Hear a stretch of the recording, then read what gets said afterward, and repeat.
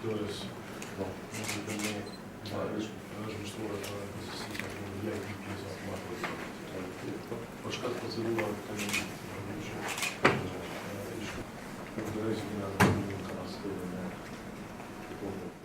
Jemi besoj në rrugë të mbarë për të filluar me implementimin e projekteve konkrete. Disa prej tyre ndërlidhen me temat që tashmë i kemi diskutuar sa herë, renovimin e stadiumit të qytetit,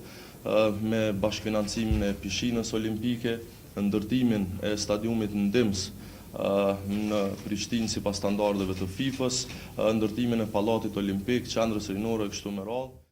Komuna e Prishtinës e ka filluar projektin e sallës universale dhe ekziston një projekt bashkë me lokacionin e ndarë që është një përparësi shumë e madhe. Ministria e Kulturës edhe pse në të kaluarën nuk ka qenë as e ftuar as e konsultuar për këtë projekt, tash ka pasur një bashkëpunim të mirë me administratën e re në komunë dhe kemi shprehur gatishmërinë tonë që edhe për këtë projekt si edhe për projekte tjera të kemi një bashkëfinancim dhe ne jemi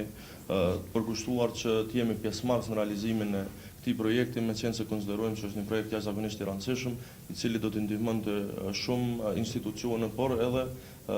performues dhe njerëz të tjerë të cilët do ta shfrytëzonin një sallë të tillë, cilën realisht jo vetëm Prishtina, po edhe Kosova e ka pasur mungesë që është sa. Tashmë ne kemi marrë disa kërkesa nga Ministria e Kulturës, Rinisë dhe Sportit për projekte të cilat këta i kanë paraparë në buxhet të Republikës Kosovës dhe që janë në komunën e Prishtinës. Prandaj ne sot i diskutuam konkretisht të gjitha këto projekte. Ne si komunë natyrisht se jemi të interesuar gjithçka që është në interesin e qytetarëve dhe ku përfitojnë qytetarët e komunës së Prishtinës të realizojmë sa më shpejt. Ajo që diskutuam ndoshta më zgjati është projekti i stadiumit të Prishtinës,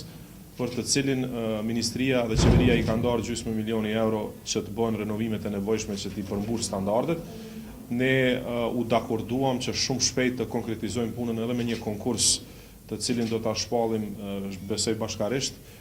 për renovimet të cilat janë të nevojshme dhe të cilat duhet të përfundojnë si vjet. Aty do diskutojmë edhe në komunën e Prishtinës për në rishikimin e buxhetit se sa fonde ne mund të ndajmë në këtë projekt që ky stadion të bëhet funksional dhe i gatshëm edhe për ndeshje ndërkombëtare.